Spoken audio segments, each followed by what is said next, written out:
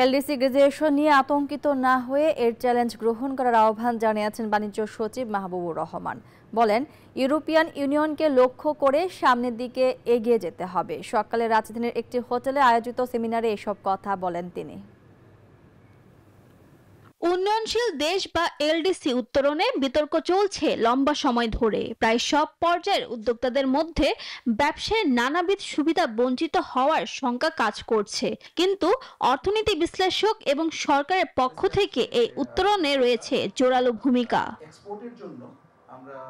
LDC উত্তরণের ক্ষেত্রে বেসরকারি খাতের চ্যালেঞ্জ শীর্ষক এই সেমিনারের আয়োজক প্লাস্টিক পণ্য ব্যবসায়ীদের সংগঠন বিপিজিএমইএ, যেখানে আসন্ন চ্যালেঞ্জ উত্তরণে প্লাস্টিক খাতের গুরুত্বপূর্ণ ভূমিকা রাখার সম্ভাবনা তুলে ধরেন খাত সংশ্লিষ্ট উদ্যোক্তারা। আমাদেরও দেখা দেখি করে আমাদের এই প্রাইভেট সেক্টরের যারা এক্সপোর্ট ওরিয়েন্টেড না, এই রকম কারখানা সমূহ কিন্তু ধীরে ধীরে লিডের দিকে চলে যাবে। আমরা একদম স্পেসিফিক আপনাকে বলতে পারবো যে আমরা এই জায়গায় গিয়ে এই প্রবলেমটা ফেস করতেছি। এই জায়গায় অনুষ্ঠানে বিল্ডের পক্ষ থেকে বলা হয়, এলডিসি উত্তরণের পর পণ্যের সার্বিক গুণগত মান আন্তর্জাতিক সমমানে করতে বেসরকারি খাতকে গুরুত্ব দিতে হবে। গ্রাজুয়েশন স্টেজে ট্রান্সফরমেশনের জন্য আমাদের যে বিষয়গুলো প্রায়োরিটি দিতে হবে সেগুলো হচ্ছে কোয়ালিটি। বান্ডেল থাকলে প্রতি সেনমানিতে টাকা বাঁচবে।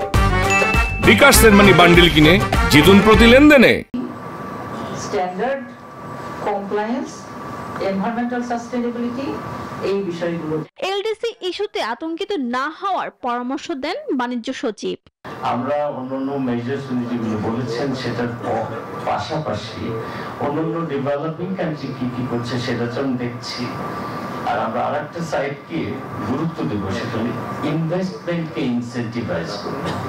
সেমিনারে বিভিন্ন কারখানায় শ্রমিকদের নানান ঝুঁকির বিষয়েও আলোচনা উঠে আসে।